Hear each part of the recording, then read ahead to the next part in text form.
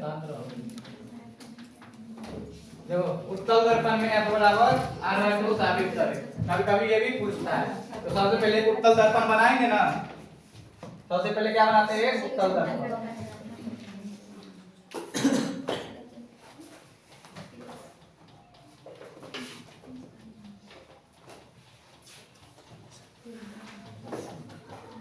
एक उत्तल दर्पण है, ठीक है। इसका कुछ नाम रख देते हैं, MNA उत्तल दर्पण है, ठीक।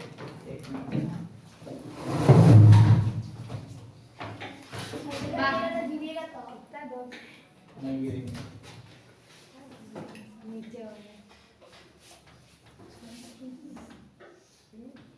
देखो ऐसा ही होता है, उत्तल दर्पण होता है ना, इस पे मुख्य अक्ष के समांतर एक प्रकाश की किरण से जा रही है। ये दर्पण से टकराने के बाद ऊपर चल जाएगा, लेकिन ये आता हुआ प्रतीत हुआ कहां से? ऊपर से आता हुआ प्रतीत, ये ऊपर चल गया। इसमें किसी को दिक्कत नहीं? दिक्कत। दूसरा देखो, बताए थे उत्तल दर्पण में कि अगर लगे वक्रता केंद्र पे जा रहा है, प्रतीत हो कि वक्रता केंद्र पे जा रहा है, तो उसी पे वापस लौट जाता है। तो देखो यहाँ से अगर लगे कि वक्रता केंद्र पे एक प्रकाश की किरण से जा रहा है,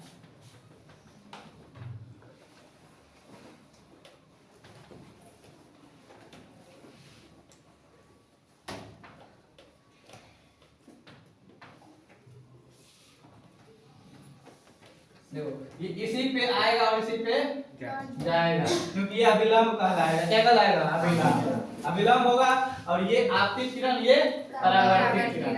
इसका कुछ नामकरण कर देते, इधर ए लिख देते हैं, यहाँ पे बी पॉइंट, इधर सी, यहाँ पे सी तो है ये। अच्छा सी है तो ई लिख दो, डी ई लिख दीजिए। देखो A B D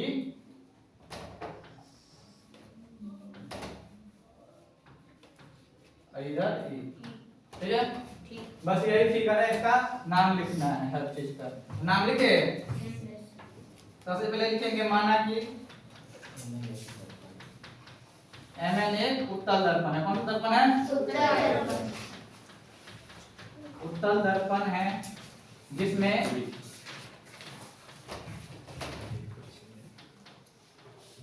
P Dhruv, C वक्रता केंद्र,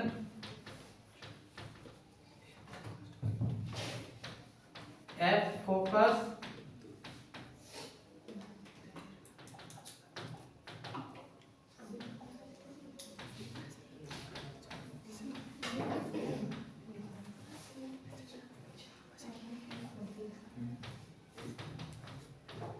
F फोकस बिंदु और क्या छोटा। इसके बाद यहाँ से यहाँ तक दूरी होता है, छोटा F होता है ना। Yes sir.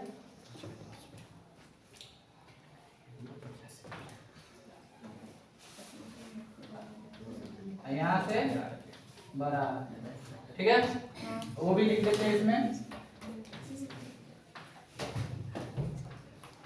F क्या है? फोकस दूरी, इसके बाद कैपिटल R वक्रता त्रिज्या,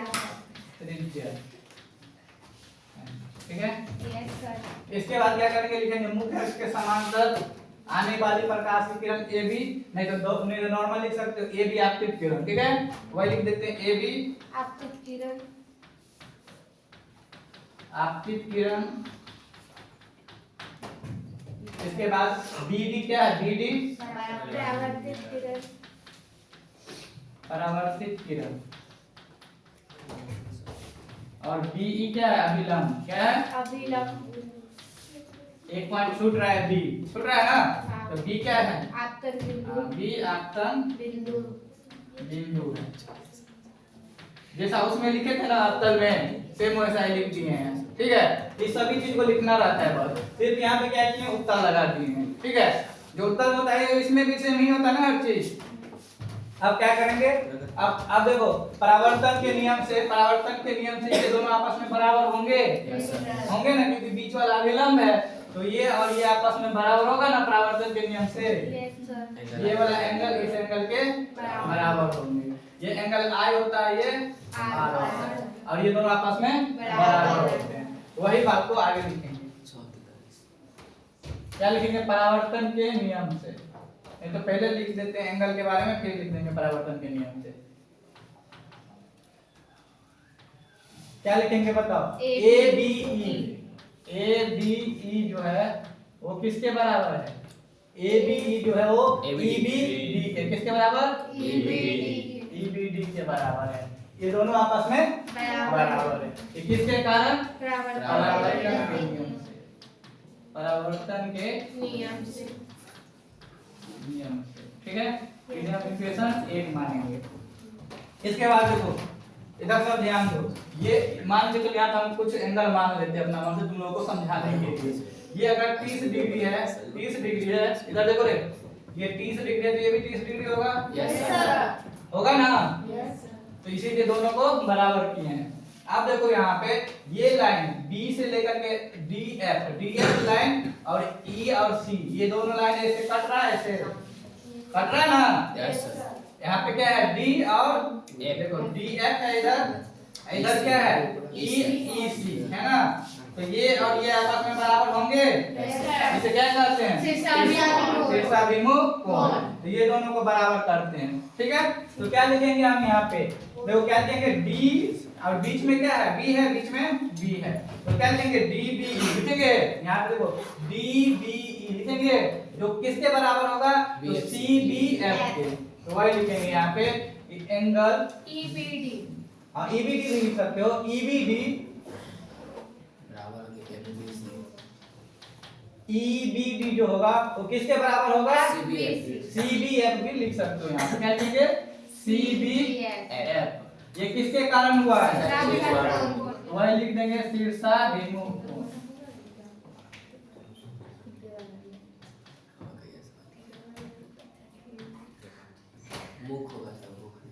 मुख्य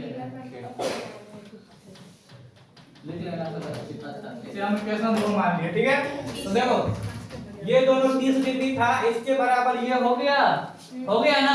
ये भी 30 डिग्री हो गया, ये भी कितना हो गया? 30 डिग्री। तो लिख दे यहाँ पे 30 डिग्री। हाँ देखो ये तीनों बराबर है। अब ये एक त्रिभुज है, ये कोण अगर हो जाए 30 डिग्री तो ये एक समद्विबाहु त्रिभुज हो जाएगा, होगा ना? तो इसको भी 30 डिग्री करना है। तो इसमें देखो क्या रूल लगता है। यहाँ पे देखो ये और ये देखो दो समांतर लाइन है, ऐसे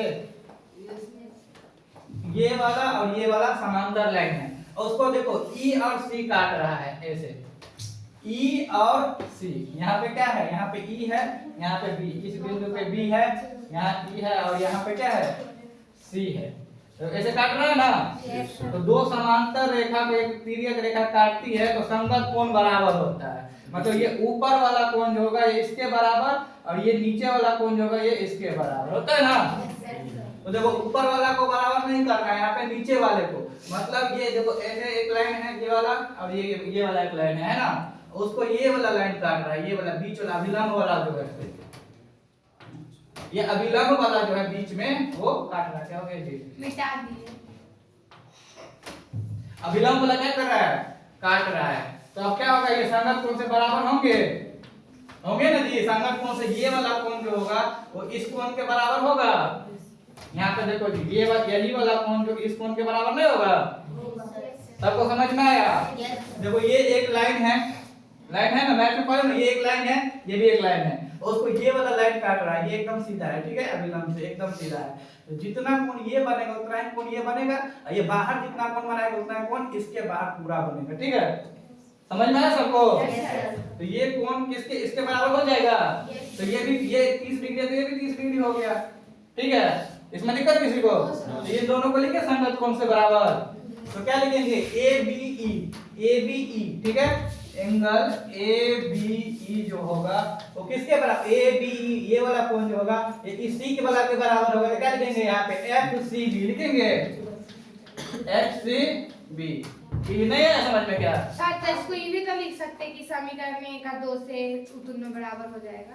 अरे इसे संगत कोण से तीनों कर दिए, तीनों को बराबर कर दीजिए, अब समीकरण तीनों को मिला देंगे। अच्छा 1 2 लाइन तो हो जाएगा फिर 1 2 में तो तीसरा सेम हो जाएगा। अरे इधर समझो ना, इसमें ये नहीं समझ समझ में आ रहा है। अरे देखो अब फिर से समझाते हैं। कलर चेंज कर देते हैं।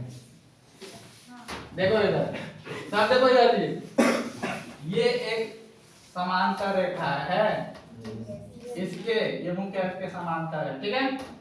इस पर ये लाइन से काट रही है, ठीक है।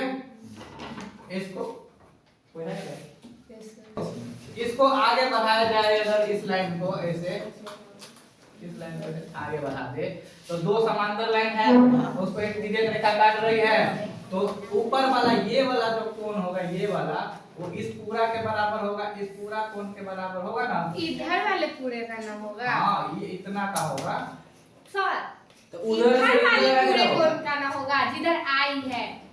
क्या बोल रहे हो? और ये आई वाला नीचे वाला का होगा ना, नीचे वाला के कोण के बराबर ये होगा। अरे देखो इधर समझो, इधर समझो, सब समझो। ये दो लाइन है ना, उसको ऐसे काट दिए, ठीक है, काट दिए। तो देखो ये वाला कोण इसके बराबर होता है ना, तीन अंदर वाला कोण भी तो इस अंदर वाला के बराबर होगा, होगा ना।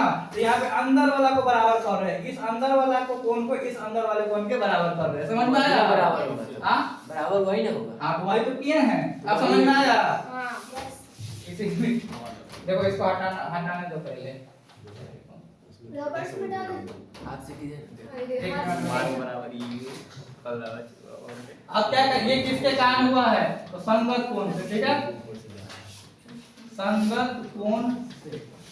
ये समीकरण 3। आप तीनों को लिख देंगे, समीकरण 1 एवं 2 एवं 3 से, समीकरण 1 2 एवं 3 से। मतलब तीनों समीकरण को मिलाने से क्या आया कि ये दोनों कोण आपस में बराबर हो गया, हुआ ना। आप लिखेंगे ये वाला जो कोण है ये इस कोण के बराबर है, तो क्या लिखोगे? यहाँ पे देखो, लिख देना एफ बी और सी, कोण जो होगा एफ बी सी जो होगा वो किसके बराबर है? सी ना होगा, सी नहीं लिखे हम क्या? एफ लिखे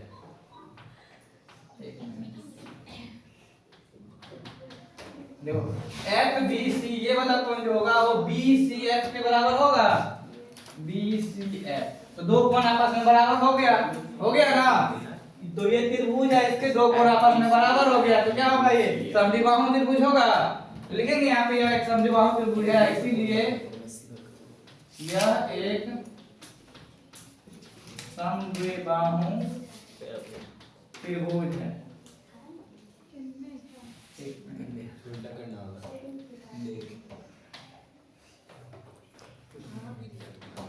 ठीक है, यह एक समद्विबाहु त्रिभुज है। समद्विबाहु त्रिभुज है तो साइड भी बराबर होंगे ना।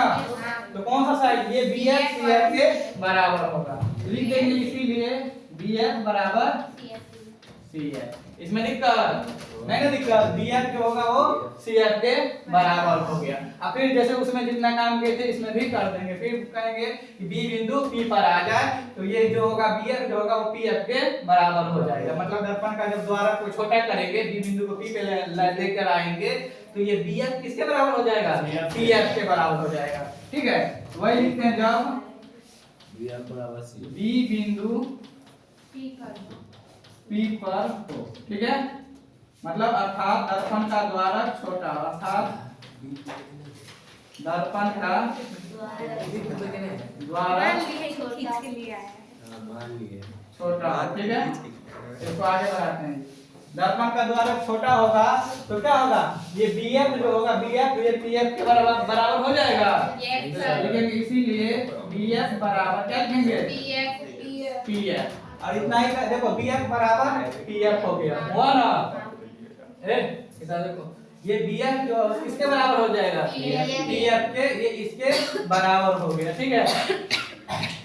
इधर देखो जी क्या हुआ, ये वाला साइड इसके बराबर हो गया, ये इसके आ गया तो इसके बराबर हो गया, और ये इसके बराबर पहले से है ना, इसके बराबर ये पहले से है ना, तो ये भी इसके बराबर हो जाएगा, होगा ना। देखो ये दोनों को हम, ये दोनों तो पहले से बराबर है, यहाँ पे किया है ना बराबर, ये BF CF के बराबर पहले से किए हैं और इसको इसके बराबर कर दिए, तो ये दोनों भी आपस में बराबर होगा ना। तब क्या क्या लिखेंगे? इन दोनों से क्या लिखेंगे? इन दोनों को BF को हटा के ये दोनों को बराबर कर दे डायरेक्ट, तो क्या लिखेंगे? इसीलिए क्या लिखेंगे? CF जो होगा वो किसके बराबर होगा? PF के बराबर होगा, होगा ना। जी सर। अब इस पीएफ का मान क्या है? एफ है। इस पीएफ का मान क्या है? एफ है। तो यहाँ से निकालेंगे तो सीएफ क्या निकल जाएगा? एफ निकल जाएगा और पीएफ भी एफ है। देखो यहाँ से अगर निकालते हैं तो सीएफ के सीएफ है और इसके जगह पर हम क्या रख सकते हैं? छोटा एफ रख दे। यस और सर। इसमें माने है ना छोटा एफ, तो ये कितना आ गया? छोटा एफ। और पीएफ दिया हुआ है कि छोटा एफ, ये फोकस दूरी होता है ना, ये फोकस दूरी, तो दोनों फोकस दूरी निकल गई। इतना फोकस दूरी है, इतना भी फोकस दूरी निकल गया ना। अब फिर अपना मान से क्या लिख देंगे? पीसी। पीसी बराबर क्या होगा? CF plus PF. फिर इधर लिख देंगे आर बराबर एफ प्लस एफ, इसीलिए क्या हो जाएगा? आर बराबर 2f, इसीलिए एफ बराबर आर बाय 2। ठीक है, लिखो जी। समझ में आया सबको? Yes sir. नहीं आया तो फिर से समझाएंगे। जिसको नहीं दिक्कत होगा इसमें से देख लेगा। सोलर कुकर में क्या हुआ? कुकर में होता है। Solar cooker. दूसरा देखो सौर भट्टी।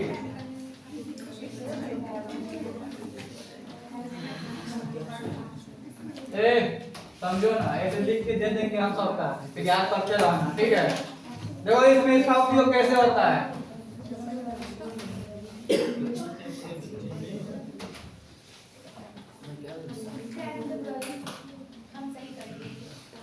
ये लड़की बाहर निकलना है, चुपचाप रहो ना।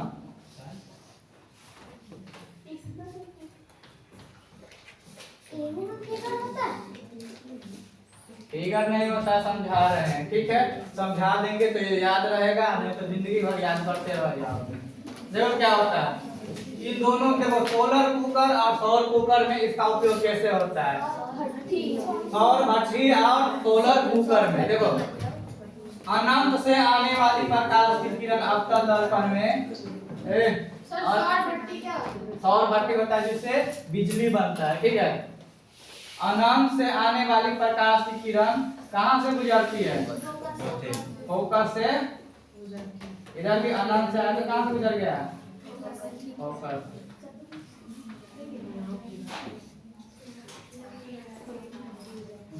सब फोकस ये अच्छा लग रहा है। ये जितना भी प्रकाश की किरण है सब फोकस पे आ रहा है ना।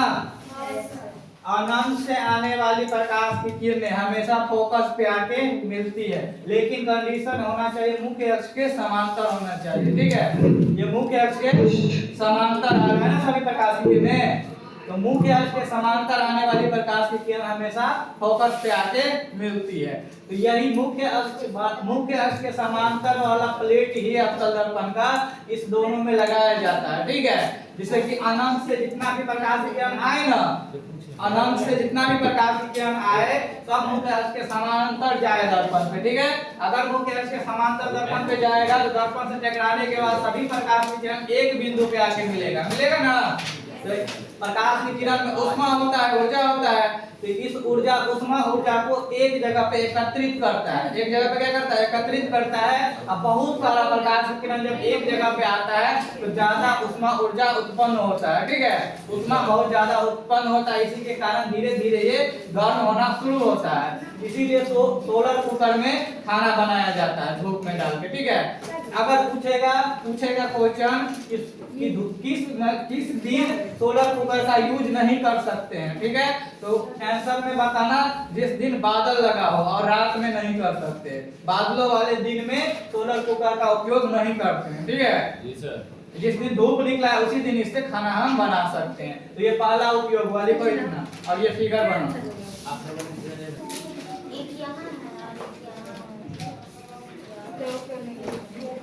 आगे लेके जाओ, लेकिन निकलेगी कैसे तुम यहाँ से? यहाँ जाएगा नहीं।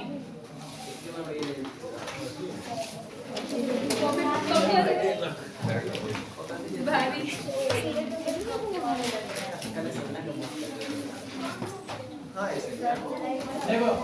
देखो ये इसमें पॉइंट कैसा काम करता है। डार्क लाइट और लेजर लाइट जैसा। हाँ, लेजर लाइट होता है उसे देखने के लिए। देखो ये कैसे काम करता है, ये तीनों कैसे काम करता है, देखो वीडियो बन रहा है क्या? ये तीनों कैसे काम करता है, इन तीनों को काम कराने के लिए एक अवतल दर्पण लेते हैं, ठीक है। और इसमें फोकस से होकर के प्रकाश की किरण डालते हैं। कहां से? फोकस से होकर के प्रकाश की किरण, सभी प्रकाश की किरणों को फोकस बिंदु से डालते हैं, ठीक है। तो फोकस बिंदु से जितने भी प्रकाश की किरण डालेंगे वो क्या हो जाता है, मुख्य अक्ष के समांतर होगा, होगा ना। ऐसे ही बहुत सारे प्रकाश की किरण ऐसे डाले हम फोकस से, तो क्या हो जाएगा, मुख्य अक्ष के समांतर हो जाएगा। जो ऐसे प्रकाश की किरण फोकस से डालते हैं, ठीक है। इस फोकस को टच करना चाहिए, तो मुख्य अक्ष के समांतर जितना भी प्रकाश की किरण फोकस से डालेंगे अभी मुख्य अक्ष के समांतर हो जाएगा। तो देखो ये जितना फोकस से डाले ना, फोकस से समांतर कर दिया, एक जैसा आगे कर दिया। उन्होंने तो गाड़ियों के हेडलाइट में देखना, गाड़ियों के हेडलाइट में क्या होता है, आगे की तरफ रोशनी जाता है ना, तो फोकस पे बल्ब लगाया जाता है। बल्ब जो लगाया जाता है वो फोकस पे लगाया जाता है सेट करके। अब बगल में क्या किया जाता है,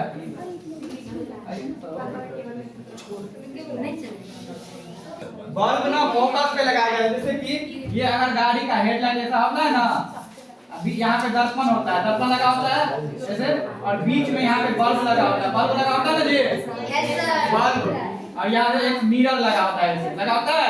ये बल्ब जो जलता है ना, बल्ब, तो जो आगे वाला प्रकाश की किरण है, इधर देखो, जो आगे वाला प्रकाश की किरण है वो तो आगे निकल गया, इससे सामने निकल जाएगा। और जो इधर वाला प्रकाश की किरण होगा, इधर इस साइड वाला, वो क्या होगा, ऐसे इस पे पड़ेगा, सभी इस पे पड़ेगा, ठीक है। इसको फोकस सेट किया गया रहता है, फोकस पे सेट किया गया रहता है। जैसे ये फोकस है ना, फोकस पे सेट किया गया रहता है। यहाँ से प्रकाश की किरण इस पे पड़ा, तो जितना भी प्रकाश की किरण को सबको आगे की ओर धकेल देगा, ऐसे आगे की ओर फैला देगा, ठीक है। इस नीचे से भी जितना भी प्रकाश की किरण पड़ेगा सबको आगे कर देगा, क्या कर देगा, आगे समांतर कर देगा। तो इसीलिए गाड़ियों के हेडलाइट में ये वाला उपयोग किया जाता है। समझ में आ गया? सर्च लाइट में भी यही, टॉर्च में भी यही, टॉर्च जलाते रात में उसमें भी एकदम छर्रा देता ना दूर तक, उसमें भी यही काम करते हैं, ठीक है। समझ में आ गया? Yes sir. ये लिख लिए। शादी ब्याह में जो